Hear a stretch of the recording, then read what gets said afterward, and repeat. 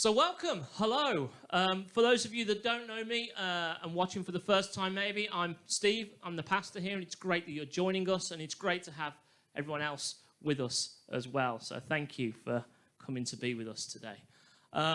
We started a new series last week called God in the Chaos, and we're going to keep going over this for the next 3 weeks. Last week we looked purely at Psalm 10. And we looked at David's response as he looked in the world around him and he saw things that made him angry, confused, frustrated, anxious, fearful. And David, in the midst of that chaos, called out to God. He said, God, in this chaos, where are you? We're going to keep looking at this theme over the coming weeks. But before we do, I sent out an email on Thursday just saying, are there any creative types out there? Because obviously we're trying to get a bit more creative with how we can engage with you on a Sunday morning. And so I had this sent this week. Liz, next one. Inspired by the God in the Chaos image, I had, there it is, that image come up. That's a homemade image. Someone has got their jigsaw puzzle box and has made that creative image of the word God amidst the chaos of jigsaw puzzles. It's just, that was from Tim Scarborough, being creative with something at home in a way that reaches and connects in with what God is speaking to us as a church. I want to encourage you, if you feel you've got a creative bone in your body in any way, shape or form, we want to build a creative team to help us to just engage visually on a Sunday morning. So please look at your emails, email Tim Scarborough, and we'd love to just develop more creative stuff visually and what's the word I'm looking for? Soundly. Orally? Vocally? I don't know what the word is on that one, but something else, okay? But anyway, back to God in the Chaos. So yes, I believe though this is more than just a one-off message. I believe that God is sowing something into us as a church that's not only for this season, but something that's going to put us into a stronger position moving forward. So for us as a church, if we're going to be strong in Him moving forwards, we need to be a people that amidst the chaos knows where God is, sees where God is, relies on God, and moves in what God's doing. And there's something that really struck me as I was preparing this week. It's not just about knowing about God and knowing where God is. It's about heeding what God says. And if you want a sentence that's going to sum up this morning, let's heed what God says. Actually heed what He says. Not just know it, but heed it. And there's a difference between the two. In the chaos, we need to see God, but heed what He says in the middle of it. And I want to encourage you all, if you missed last week, please go ahead. It's on the YouTube channel. It's on our Facebook page. It's the one without the visuals. The audio is on our website. Please go back and listen to it again, because I really believe God is sowing something into us. I did mention last week just how many people in the Bible look at the chaos around them and call out to God. How many people look at the mess of the world and say, God, where are you? And we could spend a different week looking at a different person each week, but I believe God was leading us another way. And when I heard some of the stories in the week, I was so encouraged by this, because the one person in the Bible that we felt important to look at for the next 3 weeks is something that Mike and Jan have taken to some of their Wednesday church gatherings in people's gardens. We're going to spend the next 3 weeks looking at one person and one book at the Bible, and that person is Habakkuk. Habakkuk has a very small book in the Bible. It's 3 chapters towards the end of the Old Testament. But there is so much I believe we can take away from this small but incredibly challenging book. And we're going to go over it, as I say, over the next 3 weeks. So if you want to read ahead, feel free. Okay? But even as before we get into the words of Habakkuk, let's just stop and look at Habakkuk the guy. He was a prophet. He was someone who listened to God and spoke to people on behalf of God. Most of the books of the prophets in the Old Testament are long statements that God has given the prophet for the prophet to give to the people. Habakkuk is different. In Habakkuk, we don't just see a monologue of God to His people, but we see a conversation. We see God Habakkuk crying out to God in the chaos, but we also see God talking back. Habakkuk says, look at what's going on around me. And God speaks to Habakkuk. It's a book of a conversation between God and Habakkuk. Last week, when we looked at Psalm 10, we only looked at what David was saying to God. But over this series, we get to now see not only what we can be saying to God in the chaos, but we get to hear that God speaks to us amidst the chaos. About the chaos, he speaks into the chaos and deals with the chaos as well. A simple truth that no one should forget. In the middle of the chaos, you can call out to him, but in the middle of the chaos, God replies. Always. No matter how chaotic the world is around us, no matter what mess we find ourselves in, no matter how messy we feel our lives are or the world has come, we can complain, we can lament, we can honestly and passionately cry out to God, just as David did in Psalm 10. But not only that, God will reply. And I believe that's just a statement somebody needs to hear this morning. God will reply to you. You may have been calling out to him for some time. God will reply. If he hasn't yet, he will. But we have to keep being patient. What's even more challenging is the truth is, he may have already replied, but we may have missed it. We may have ignored it. Or we may have even denied it and said, I'm not listening to that. I'm not having that as an answer. But God always replies. He doesn't give up on us. And he will keep replying until we hear it. Until not only we hear it, but until we heed it. Habakkuk, the name, is awesome. And I love that. Before we even get into the word Habakkuk, what does Habakkuk's name mean? Habakkuk, the name, means to wrestle and embrace. That's what it means, Habakkuk. To wrestle and embrace. Both. Not one or the other, but both.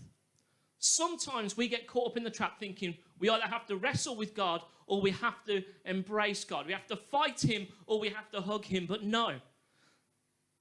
Habakkuk shows us and helps us to realize that we can do both. Habakkuk wrestles with God. He wrestles with him emotionally because of what he sees around him and how he makes him feel. He grapples with God in his prayer. He asks God, where are you? He asked God, what are you doing? He asked God if God's ever going to step in and do something. Habakkuk calls out to God again and again and wrestles with God with what he sees and feels. But he also embraces God. He doesn't try to mold God into something God isn't. He doesn't run from God. He doesn't hide from God. He doesn't ignore God. He doesn't deny God. And even when God speaks and he doesn't like it, he continues to listen to God and wrestle with what God says. So he keeps shouting, he keeps complaining, he keeps praying, he keeps crying out. And whilst he's wrestling with God, Habakkuk sticks around. He doesn't hide and he doesn't run. He keeps coming back to God again and again and again. And he listens to what God has to say. But he doesn't just listen. He heeds what God says. And there is a massive difference between listening to someone and heeding what someone says. Listening is simply hearing the words. Heeding takes those words to heart, and we allow them to shape our hearts, minds, souls, words, and actions. When I was growing up, I'm a younger sibling. So as a traditional younger sibling, that meant I did what I wanted and generally got away with it, cheekily and mischievously, as I always did. My mum was always telling me what to do, and I always knew my mum was telling me what to do because I heard her saying it, but I never did what she said. I'd listened to her, but I never heeded a word at all. I know I listened as well, because I remember sometimes specifically thinking, Mum's told me not to do this, but I'm going to do it anyway. I've listened, but not heeded. I remember a time when I was about 9, and I was invited to go and play at the park with a friend of mine who I'd not seen in ages. This was before the day of mobile phones, believe it or not. I'd arranged it over my landline phone, and I'd arranged to meet a friend of mine in a park who I hadn't seen in ages. And I told my mum where I was going to go, but Mum said, hold on a minute. You've already made plans with another one of your friends who lives just down the road. You can't go and just leave him there. So I said, all right, I'll ring him up and I'll cancel my plans so I can see my mates that I haven't seen for ages. I was a thoughtful 9-year-old. And then my mum said, you are going to tell him why you're cancelling on him, right? And I went, no. He doesn't need to know why I'm cancelling on him. He just needs to know I'm not coming. And Mum said, no, if you tell him why you're cancelling on him, he'll understand and it'll all be okay. So I remember I rang my friend to cancel on him. And he said, why can't he come out to play? And I remember thinking, my mum going, tell him the truth. You know when you hear that voice in your head, tell him the truth? And I went, no, I'm not listening to Mum. I can't come out because my mum and dad have made me stay in. So that's why I'm not coming out to play today. I thought it's an easy one to get away with. He'll never know. I don't have to see him. He doesn't have to get hurt to think I've chosen someone else over him. And that was it. He was fine with that. Put the phone down. Brilliant.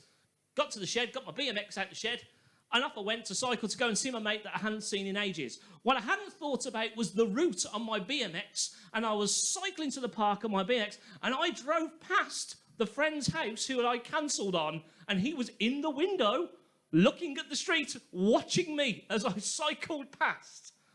I just kept going. But my mum's words of, did you tell him the truth, were there. Needless to say, he was livid, and he was upset. And he didn't speak to me for a couple of weeks. And when you're 9, a couple of weeks kind of feels like a lifetime of going to school and not seeing each other. And I remember when we finally became friends again. And I told him what had happened, and I told him what my mum had said. And out of a 9-year-old's mouth, he said, if you just told me the truth like your mum said, I would have been all right. If I'd heeded and not listened, the situation would have been different and saved a lot of hurt. Habakkuk wrestles with God and he embraces God. He shouts, he screams, he laments, he complains, but he embraces and heeds what God says. He embraces God even in the wrestling, in the chaos. Habakkuk wrestles with God just like we can, just like David did. But in the chaos, Habakkuk can embrace, listen, and heeds God just like we can too. So let's look a bit at Habakkuk. Why is Habakkuk complaining to God? Why is he enraged? Verses 2 to 4 of chapter 1 tells us, how long, Lord, must I call out for help, but you do not listen? Or cry out to you violence, but you do not save? Why do you make me look at injustice? Why do you tolerate wrongdoing? Destruction and violence are before me. There is strife and conflict abounds. Therefore the law is paralyzed and justice never prevails. The wicked hem in the righteous so that justice is perverted. That is the world Habakkuk sees around him. It's quite similar to David this last week. What is he saying? He's saying, God, where are you? I keep calling out to you. Are you even listening? Look at the violence. Look at the destruction. Look at the strife. Look at the conflict. Look, the law is not prevailing. The wicked keep succeeding. There is massive injustice in the world. This is chaos. God, where are you? It's really similar to David. And this is what Habakkuk does. He doesn't just shout it out loud. He takes it to God and says, God, in the middle of this, where are you? I've got to be honest with you, I can really identify with this. I don't know how you felt watching the news this week of the stuff that's playing out around the world and yesterday in our own country. And I watch them unfold and I find myself talking to God in the same way. God, there is violence, there is injustice. Where are you? What are you doing? Some friends of mine, some people say, but the media's only showing one angle. Some friends of mine who live in London put on Twitter some of the videos that they took of just walking around the streets, and they were just abused for being in London. They were actually just, they lived there. They were walking around London. It's frightening. How is racism and hate still a thing in 2020? God, this is a mess. Where are you? Habakkuk starts, the start of Habakkuk's complaint is slightly different from David's. Habakkuk starts by saying, how long, God, must I call for help? What does that mean? It means that this is not the first time Habakkuk's wrestled with God. This isn't the first time he's prayed this. He has said, how long? I've called out to you again and again and again. This is not the first time that he's asked God for help. This implies he's called out and he's heard nothing. So he's called out again, and he's heard nothing, and he's called out again, and he's heard and seen nothing. Do you want to know what wrestling is? That's what wrestling is. If you give up at the first hurdle, that's not wrestling. If two wrestlers come into a ring and at the first sign of a struggle, one of them just lies down, that's not a wrestling match. Habakkuk has gone before God again and again and again, and we must do the same. We must be a people who wrestle with God when we see chaos and injustice around us. We must be a people who wrestles with God when we've got mess and chaos in our hearts. We have to keep wrestling. Jacob in the Old Testament famously wrestles with God for 24 hours. He says, I'm going to refuse to let go of you, God, until you bless me. And they wrestle and embrace all night. He refuses to let go. Finally, after continually wrestling and embracing, Jacob gets the blessing from God. But it took wrestling and embracing all night. That's exactly what Habakkuk does. Amidst the chaos and the pain and the mess and the injustice of the world, we need to keep wrestling with God. We need to keep taking what we see back to God. I would love to say that one time of praying something to God and it will all change. I'd love to say that always happens. But when I look at the Bible and from my experience with God, that's not always the case. So we need to keep wrestling with God. We need to keep talking to God. We need to keep taking it back to God with every little bit of chaos, mess, and injustice that we see and experience. In my life, and I'm only 38, I've seen the poor getting poorer, people starving, communities and families broken, racism and sexism still accepted in portions of society, pandemics sweeping everywhere, basic medical care not being available for all, families who live in this community struggling to even put food on the table. And I have wrestled with God again and again. But I will not give up taking it to him. I will wrestle with God on this, and I will embrace him and say, God, we need you in this chaos. What does wrestling and embracing look like in the New Testament? Ephesians 6:18. And pray in the Spirit on all occasions and with all kinds of prayers and requests. With this in mind, be alert and always keep on praying for all the Lord's people. Romans 12:12. Be joyful in hope, patient in affliction, faithful in prayer. And then there's 1 Thessalonians 5, verses 16 to 18, which in my opinion perfectly sums up this balance of wrestling and embracing God in the chaos. What do? Rejoice always. Pray continually. Give thanks in all circumstances, for this is God's will for you in Christ Jesus. This is the most practical example, in my opinion, of what wrestling and embracing looks like. Again and again and again, rejoice, no matter what, because God doesn't change. Again and again and again, pray, complain, take your lament to God, take your complaint to God, take your passions and your heartfelt cries to God, no matter what. Again and again and again, give thanks for what we've been given, because even though the world is in chaos, God does still give us things. And when we do these things again and again and again, amidst the mess and amidst the chaos, we see where God is. We see God is at work. We wrestle with what's going on, but we also embrace who he is and where he is. But taking our complaints and our laments to God, like David did in Psalm 10, like Habakkuk does at the start of Habakkuk 1, is only part of wrestling and embracing.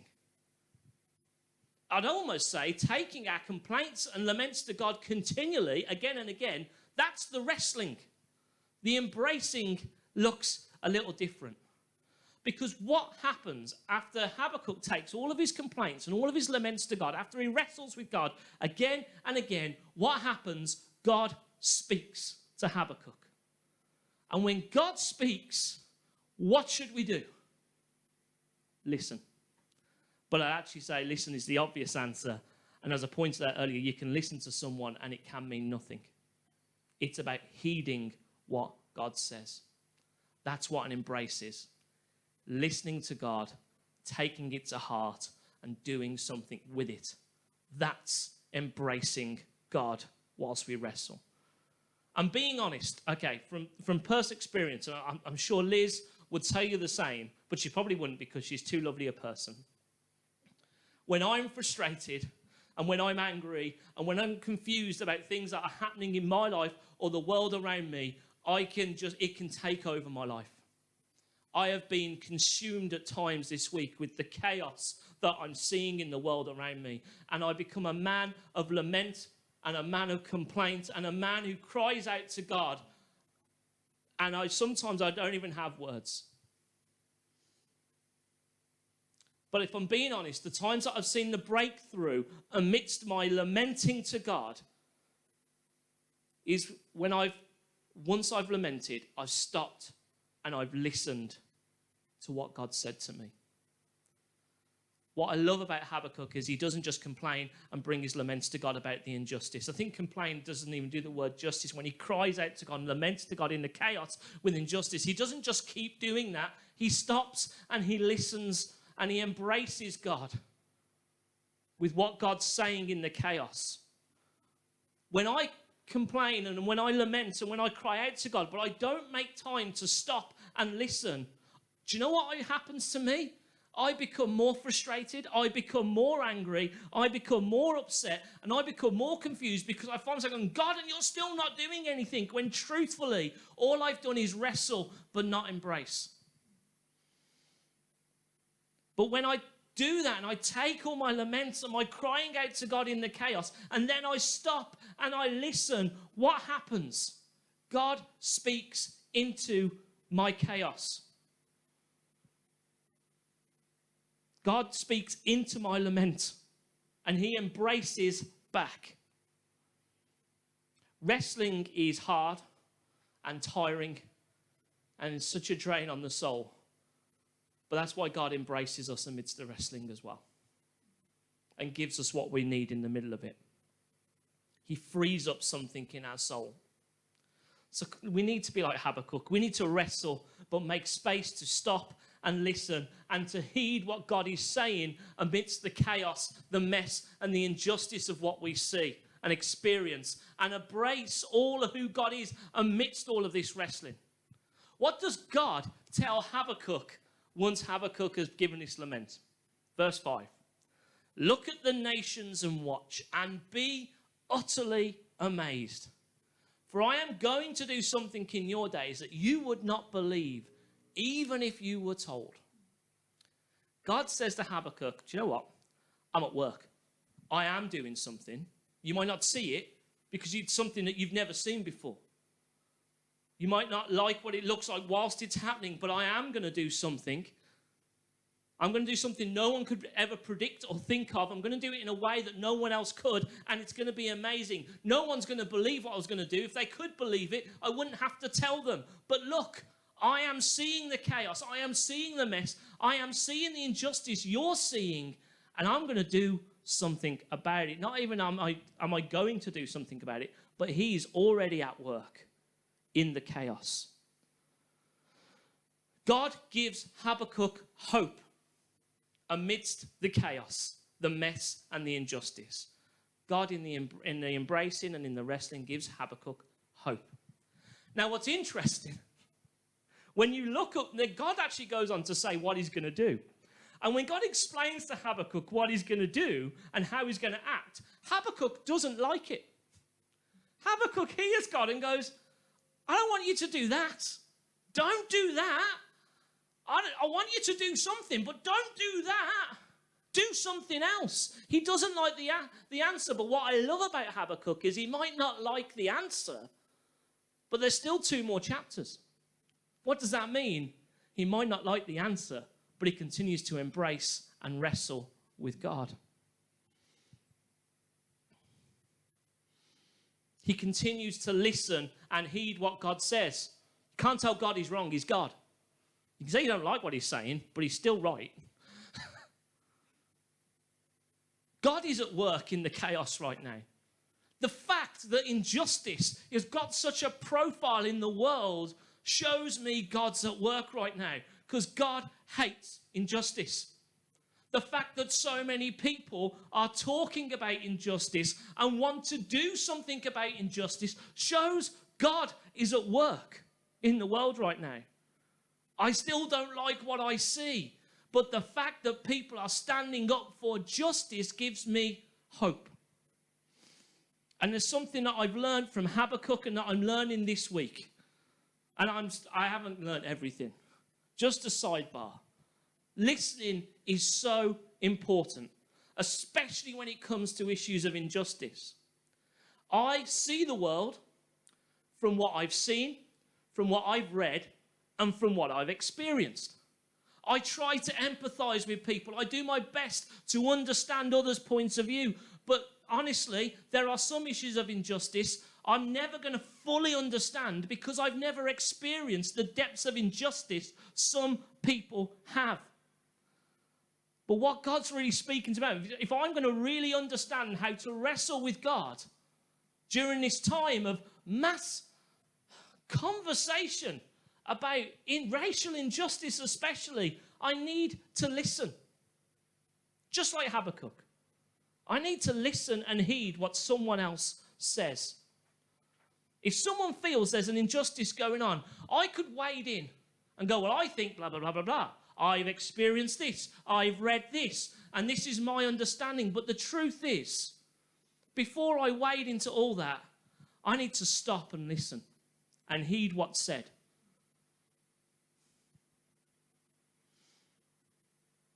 If we are to tackle injustice properly, we need more than a personal opinion, and we need to have more than have read a book on it. We need to listen. I need to listen. Racial injustice is rocking our world right now, and rightly so, because it's wrong. But if I'm to wrestle with this properly, then I need to not wade in with my opinion, but I need to heed what people are saying. People who have been wrongly marginalised, they have a story, and I need to hear what they say before I wade in with my opinion. In Habakkuk, listening is a pathway to hope. If we're really going to be a force to fight racial injustice, we need to stop, we need to listen, we need to heed what people say who have experienced it. That is the start of the pathway to hope and the start of how we as the church can start to tackle racial injustice. Elim did a great conversation in the week from our General Superintendent, Chris Cartwright, about racial injustice and the church. And he had a roundtable discussion. It's on the Elim Pentecostal Church's YouTube channel. It's 1 hour. And the first thing that everyone agreed that the church needs to do to tackle racial injustice is to listen. Because we've all got an opinion. But sometimes our opinion stops us from listening to people that have experienced great injustice. Have a listen. Habakkuk listens. And that is the pathway to hope. Even when he doesn't like what he's hearing, he listens. Whatever it is right now, you are lamenting, whatever it is you're wrestling, God may say, yes, I'm going to do something. Yeah. Might be something that you like him to do. He may do something you never expected. Whatever you're lamenting and wrestling with, God may say no. But he's going to say no because it might be saying yes would be no good for us. Because he's a loving Father and he knows what's best for us. He may say yes, I'm going to do something, but not quite yet. But what he will do is what he always does, is bring hope and truth just when it's needed most. But if we don't make space to listen and heed God in our wrestling, we won't hear him. And we certainly won't hear or see hope. God answers and he provides hope. And he won't only give us hope, but he will lead us in hope. He will tell us not only how we can have hope, but how we can bring his hope in the chaos. We have to wrestle, but embrace with God to hear hope for ourselves, to hear hope for our communities, for our families, and for this country and for this world. But God will not only give us hope, but he will lead us in hope. God has done immeasurably more. I've spoken it a couple of weeks ago, in the last 12 weeks, than I thought possible in a chaos-driven world. Why? Because we listen to him. I believe God is leading us amidst this. I believe God can do something amazing that will change the world. And it may be unexpected, and it may be in a way none of us have prepared for. But in this world too, we need to keep wrestling and reaching out to God with our injustices, our hurts, and our messes, and wrestle and embrace. Because when we do, and we make space, we hear hope. There's a great book about hope in the midst of chaos. It's called Hope in the Dark by Craig Groeschel. It's got some fantastic Bible studies in there. Any of you watching at home that you want this book, there's only one copy. Type it in the box now. That's yours. First person gets it. It's amazing. But we hear hope, and amidst all the things that God sees, there is always hope. God is acting and will act in an unexpected way. And I believe if we not only wrestle but embrace, we will hear hope for our souls. We will hear life and encouragement that we need to keep going despite the chaos, the mess, and the injustice. But I also believe God will give us hope as part of our daily bread of how we live every day. But I also believe as we wrestle and as we embrace, God will not only be our hope and bring our hope, but God will lead us to be and bring hope to our world. God will give us hope in what we see. God will give us hope in what we need, but God will lead us in how to be his hope amidst the chaos if we wrestle and embrace. And embracing is not just listening, it's heeding. Heeding follows the word of God. The world is chaotic, it's messy, but God is with us in it. He's at work in it. He's doing something in it. And he wants to not only do something in that, but he wants to do our work in us, in his church, and through us. But we need to wrestle and embrace. We need to keep pouring out our hearts, complaints, laments to God ceaselessly. Keep doing it again and again and again. We need to be a people who give thanks again and again. We need to be a people who listens and embraces. We need to stop and say, God, give me the hope to get through the day, and give me the hope that I need to bring to people. And heed it, no matter how we feel. I've got to be honest, there's been times this week where God's asked me to do something and lead me in hope to bring to people. And I've been so brokenhearted by what I've seen on the telly and heard people say, I've said, God, I can't do it. And God says, but how are they going to hear hope in the chaos if you're not going to? If we aren't going to be the hope that God calls us to be, how will people see it? So can the worship team come up? I've gone on long enough. We're going to end by praising God together. We're going to do some things that all those verses tell us to do. We're going to right now embrace with God. Some of you may want to make this as a space to wrestle with him and to pour your heart out to him. Some of you might want to make it as a space of in your wrestling to give thanks. And some of you might want to use this space to embrace God and listen about his hope amidst the chaos. And some of you may hear something from God right now which says, do this. It will bring hope. If God says that, heed it. Let's be open to what God is doing in us and through us, that God wants to bring hope in the chaos, not just by himself, but through us. Let's listen and heed and embrace. We're going to sing Christ alone, cornerstone. My hope is built on nothing less than Jesus' blood and righteousness. Without Jesus, where is our hope? He is our hope. Our faith is built on him. So let's cry out to him, because he is our hope. He is our cornerstone.